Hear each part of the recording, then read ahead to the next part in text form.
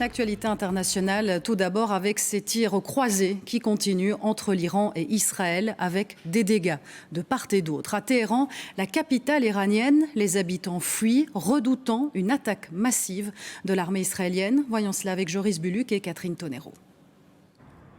Des centaines de véhicules bloqués dans un gigantesque embouteillage à la sortie de Téhéran. Ces personnes fuient l'escalade de violence entre Israël et l'Iran. Plus au sud-ouest du pays, ces étudiants viennent de traverser la frontière iranienne pour retourner au Pakistan. J'étais à Zahedan en Iran depuis 3 mois pour mes études, mais la situation s'est détériorée en raison de la guerre entre Israël et l'Iran. Et les autorités iraniennes nous ont tous renvoyés au Pakistan pour des raisons de sécurité. Dans la capitale iranienne qui compte 10 millions d'habitants, on évoque une situation chaotique. Nous avons pu joindre une jeune iranienne qui témoigne anonymement. Le gouvernement iranien ne donne aucune indication à la population. Ils ne disent pas si on doit quitter Téhéran ou de quel site militaire on doit s'éloigner. Ils se contentent de diffuser des reportages sur le fait que la vie continue. Les gens sont tétanisés dans la rue. Au 5e jour de confrontation entre les deux pays ennemis, le bilan côté iranien est d'au moins 224 morts. La télévision d'État annonce 3 morts supplémentaires après les frappes israéliennes qui ont touché son siège hier à Téhéran. J'étais au premier étage lorsque l'attentat a eu lieu. Je ne sais pas combien de mes collègues sont tombés en martyrs ou ont été blessés. Ils nous avaient dit d'évacuer la zone, mais tout le monde est resté jusqu'au dernier moment pour montrer au monde l'image de la puissance de l'Iran. This appalling attack constitutes a blatant war crime and a direct assault on press freedom. The Israeli regime has once again demonstrated that it is the foremost enemy of truth. De son côté, Israël annonce ce matin avoir tué le plus haut gradé de l'armée iranienne, un proche du guide suprême du pays, et avoir l'intention d'intensifier ses attaques dans les jours à venir, tout comme l'Iran.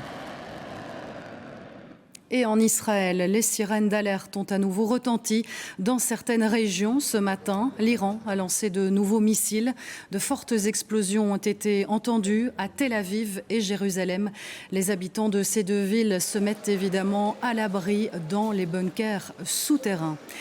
Et nous sommes à présent en direct à Tel Aviv avec notre correspondante Éléonore Veil.